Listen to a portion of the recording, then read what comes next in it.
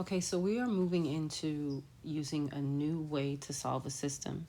Instead of graphing, we're going to be using substitution. And so I've typed up the notes for you, and we're just going to go through the steps together.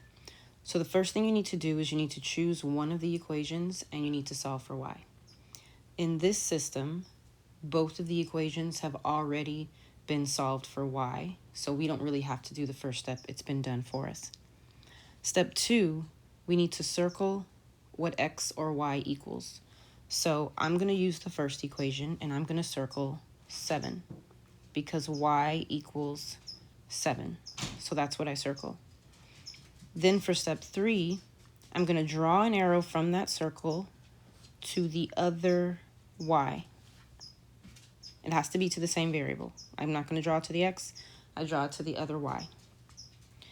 Now I'm going to plug in what's in the circle into that second equation. So 7 is inside my circle. So instead of y in this equation, I'm going to put 7 equals 2x plus 1. Now I have a regular equation that I can solve. So I'm going to subtract 1 on both sides. And I get 6 equals 2x. I'm going to isolate by dividing.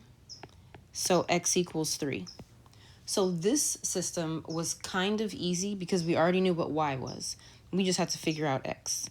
So the solution to this system is 3, 7.